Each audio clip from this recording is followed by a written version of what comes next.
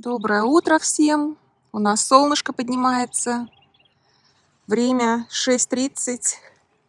У меня с утра огородные дела. Солнышко уже поднимается. Жаркий будет денек. Уже, в принципе, и сейчас можно ходить в трусах и в майке.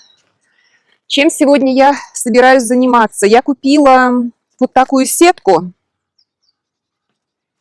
от птиц. Пластиковая сетка. О, какая большая. Какой у нее тут размер? Ну, почти сколько? Я 1,70 м, может быть, 1,50 м, это сетка. И сеточка моя пойдет на огород. Так, начнем с этой стороны. И у меня вот здесь есть так называемый chicken wire, то есть это сетка для курятника. Птицы через нее не проходят. И она вот примерно от земли вот на таком расстоянии, может быть, сантиметров 50. А вот это расстояние как раз я и закрою моей сеточкой. Вороны, скопище ворон. Так, как мы это будем делать? Сейчас размотаю немножко. Так. И сначала закреплю вот этот край. Закреплять буду, у меня есть проволока, специальная проволока.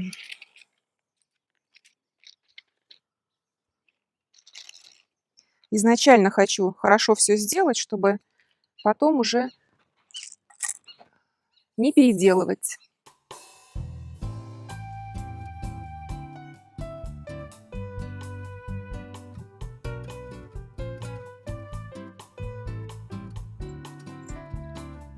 Сейчас столько приспособлений для фермеров, для огородников, а особенно, знаете, в Америке.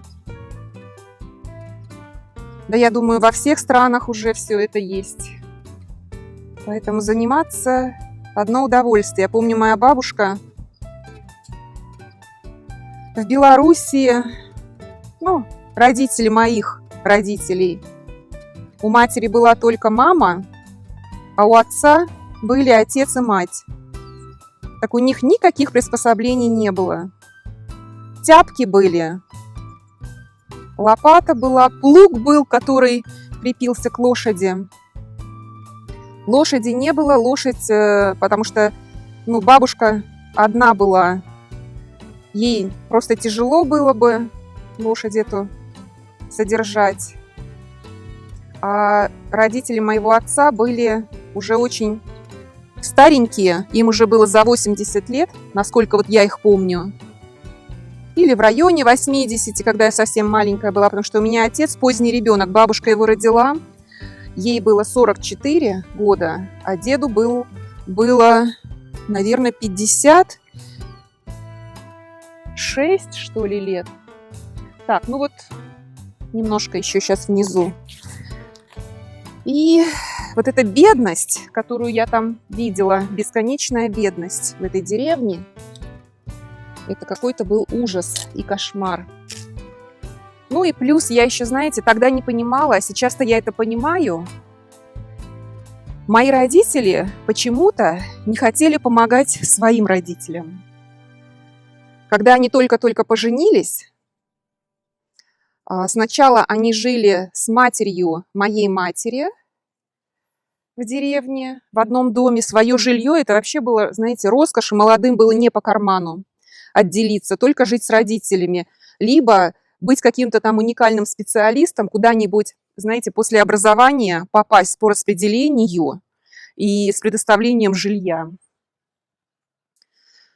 Но мои родители, вот отец у меня закончил институт, мать закончила техникум на бухгалтера, а отец учитель физики и астрономии.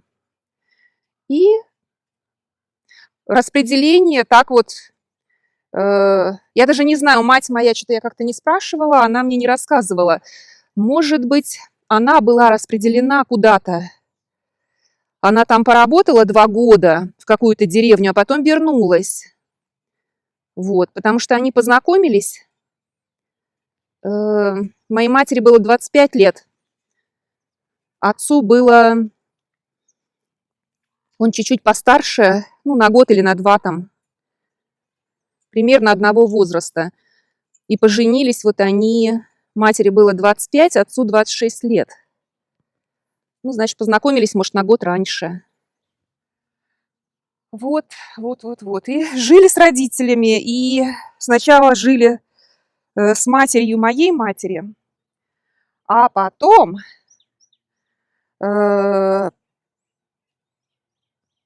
Или наоборот. Может быть... Нет, познакомились, потому что они в этой деревне, где жила мать моей матери. Значит, они здесь и жили, может быть, год. Потом переехали в деревню, стали жить с родителями моего отца. И там уже родился мой брат, и родилась я. И я помню только, что моя мать рассказывала, что никто ей не помогал по хозяйству. И даже мой отец был настолько ленивый, ничего не помогал. Вот. И все только требовали с нее все. И мать говорит, я, говорит, спала по 4 часа в сутки, потому что развели огромное хозяйство, корова, гуси, утки, куры, поросята. Упс. И все на ней. Утром надо встать, подоить корову, отправить корову пастись. Так, как нам тут сделать? Ну-ка. Придется закреплять. Падает. А потом работать надо было же. Еще 8 часов надо было отработать. Даже если 2 маленьких детей. Потому что декретный отпуск, кто не знает, в то время был только что-то там 3 месяца. Месяц до родов и 2 месяца после родов. Мать моя должна была еще и работать. Вот так. Здесь закрепим. Так, здесь можно маленькой закрепить. В общем, тяжелая была жизнь. Хотя никто не голодал. Картошку сажали. Мясо было свое. Ну и овощи. Все это росло в огороде. Такая вот была жизнь.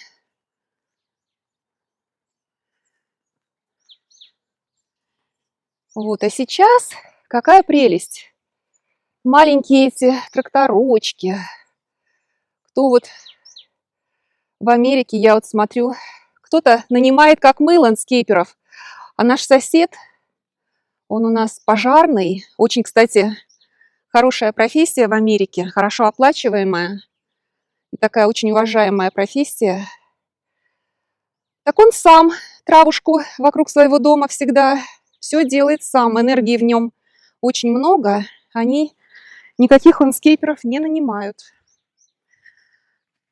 Вот. И сейчас, конечно, красота.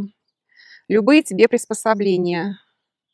А раньше, я помню, дуст такой покупали, дуст. Это чтобы травить колорадского жука.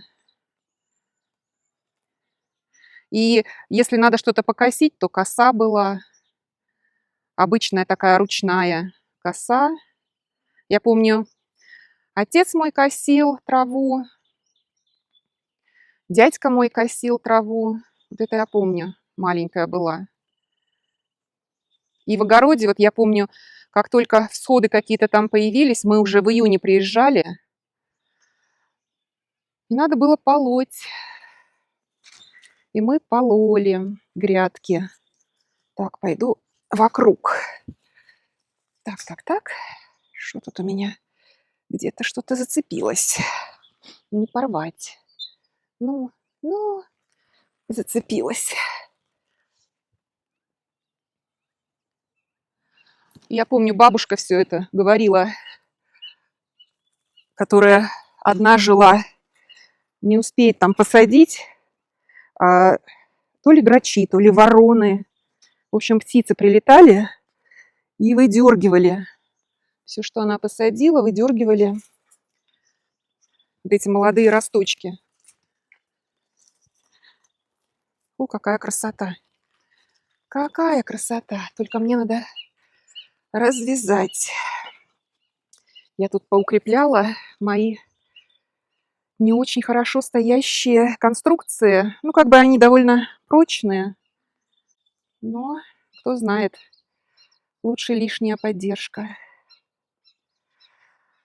Вот, и я помню, знаете, в деревне как-то дождь был, и мы ходили в гости к нашей тетке. В Белоруссии, не удивляйтесь, тетя так никто не называет. Вот если у вас есть тетя, совершенно нормально люди называют тетка. А если мама и папа, то тоже так никто не называет мама и папа. Маму называют матка, отца называют батька. И это совершенно нормально, это не оскорбление. Я помню, мой муж был очень сильно удивлен, когда, ну, мы с ним, это еще было до женитьбы, из Узбекистана прилетела к нему в гости. Ух, коробки эти надо убрать пока. Прилетела его тетя. И мой брат его спросил что-то, но он ее назвал не тетя, а тетка. Как мой муж обиделся. Он говорит, не тетка, а тетя. Смешно было. И мой брат ему говорит, да я, говорит, не хотел ее обидеть, но просто в Беларуси так называют.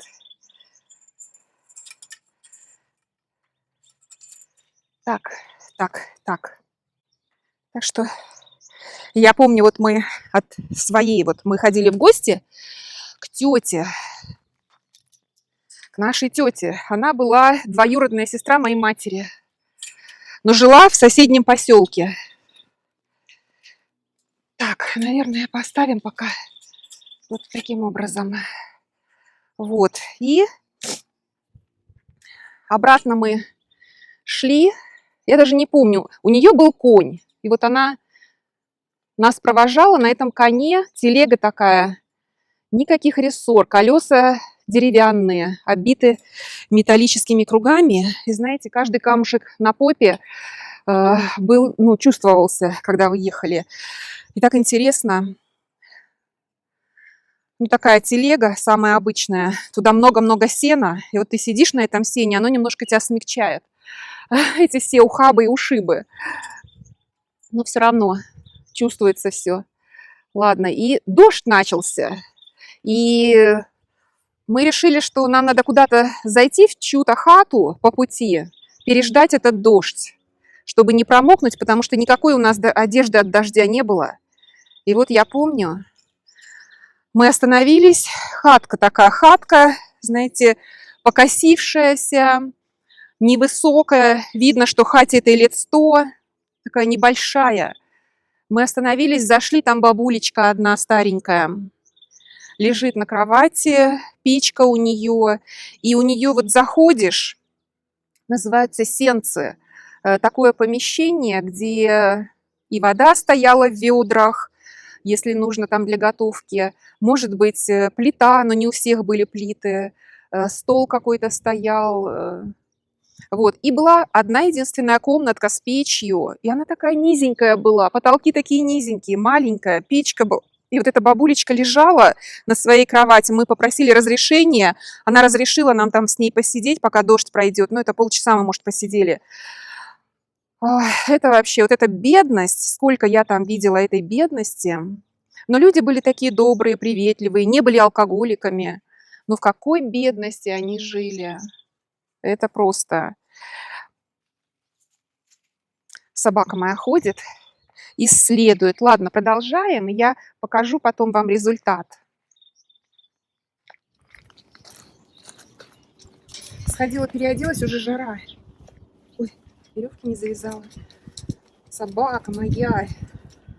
Ищи тенек, ищи ветерок. В тенечке хорошо. Так, сейчас что мы делаем? Сетку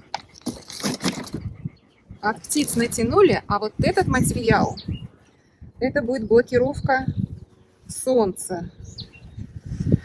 Так, ширина у него 6 футов.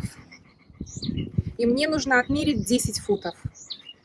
Такая у меня есть мерная штукенция.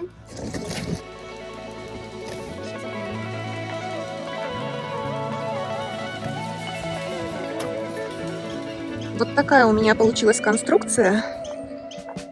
Я накрыла все. И вот это с утра такое солнышко. И как вы видите, внутри утреннее солнышко очень полезное. Освещает все и прогревает. А днем солнце переместится и будет тенек внутри. Идеальное положение, я считаю. Так что будем ждать всходов. Мой огород с нуля. Смотрите, какую штукенцию там прицепила. Такой глаз от птиц. Зайдем, посмотрим, как тут дела. Птицы не могут больше сюда прилетать. И все начало расти без птиц. Бархатцы посадила вчера. Вот это у нас базилик. И посадила 3 кустика помидор. Ну, наверное, еще с помидорами рановато. С помидорами, конечно, надо попозже. Ну, какая прелесть. Птицы сюда не залетают больше. И всякие семена начали расти. Вон маленькие, видно. Вот это вот мята. Мелкая такая.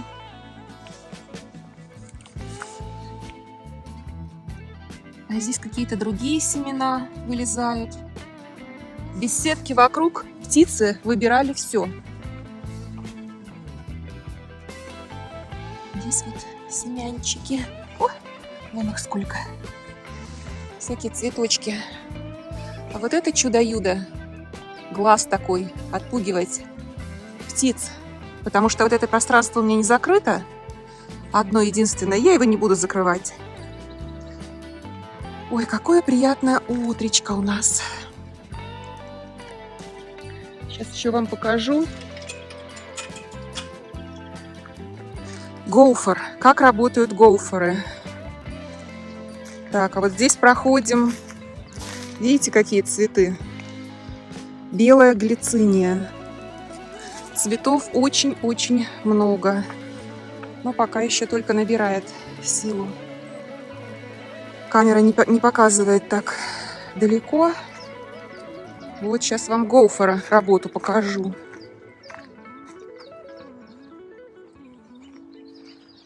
Хоп. Так, с другой стороны зайдем. Видите, накопал земли. Перекопал все, и дырка вон какая. Так что надо будет профилактику ему провести. А так... Ой, как приятно. Сирень, кстати, уже цветет у нас сирень.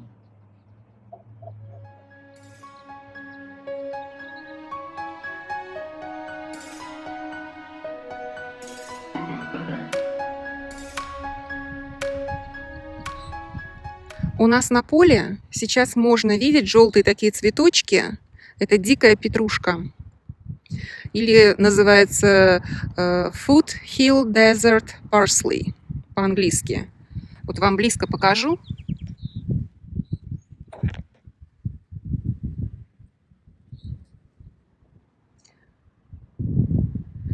И у этих растений съедобны все части. Корень, ствол, цветочки, семена. По вкусу напоминают не петрушку, а сельдерей. Так что вот для салата вам идея. У кого такое чудо растет.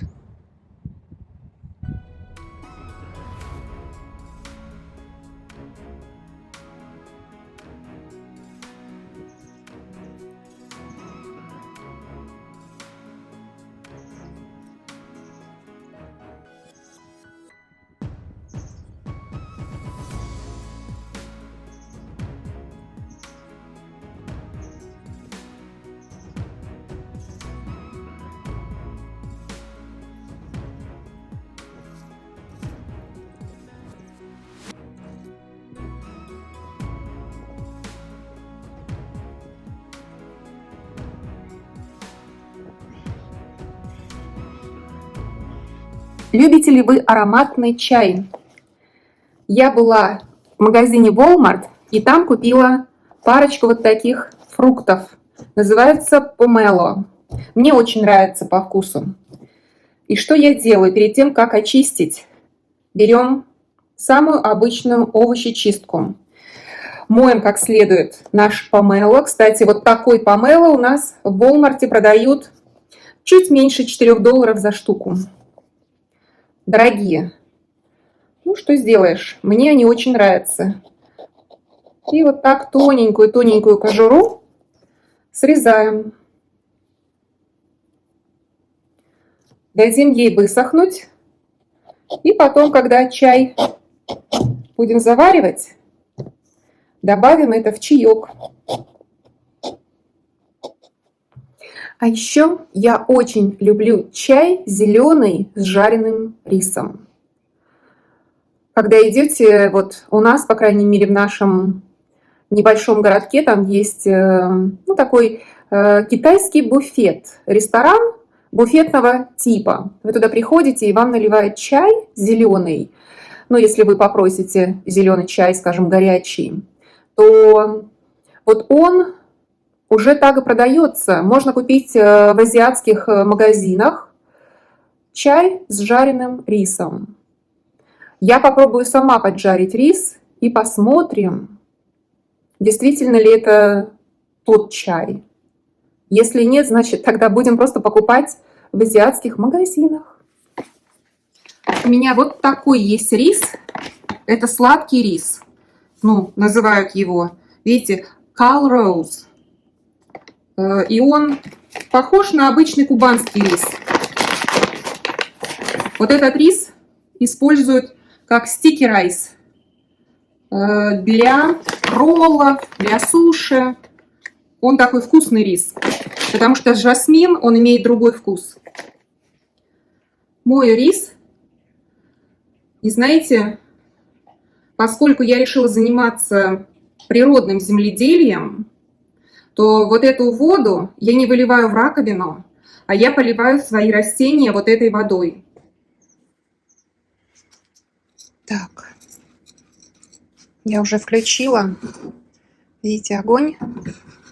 Так что поджарим рис, промытый рис, самый обычный рис. Собаку на улицу погулять, пописить. 5 часов вечера. Сейчас на улице, конечно, шикарно. Ну, пусть на улице погуляет, поконтролирует территорию. А потом в 6 часов будем ужинать, сладость моя. Будем ужинать в 6 часов.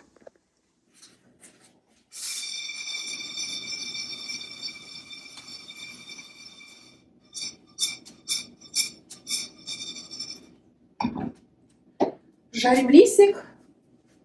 Он уже такой золотистого цвета стал. Кстати говоря, я уже говорила, что нам, девочкам, которым особенно за 50, нужно, как же называется, файбер или клетчатка. Достаточное количество клетчатки. Каждый день 30 граммов клетчатки, чтобы не было проблем с кишечником. Если вы каждый день не ходите в туалет, по-большому, девочки, задумайтесь.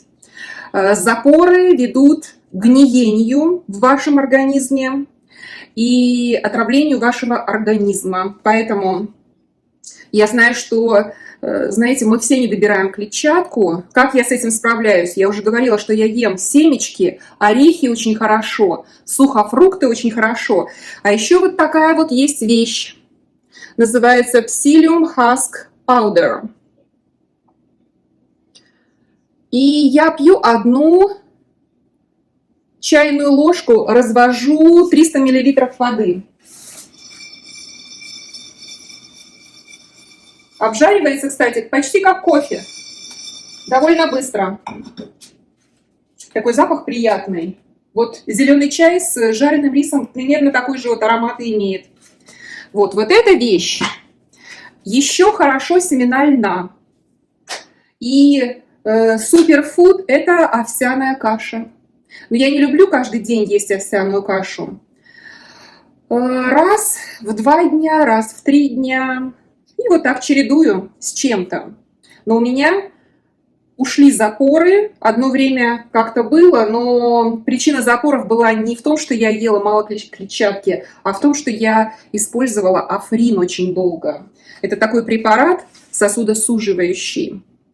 Поскольку у меня была аллергия, и я ночами не спала, я начала использовать этот Африн.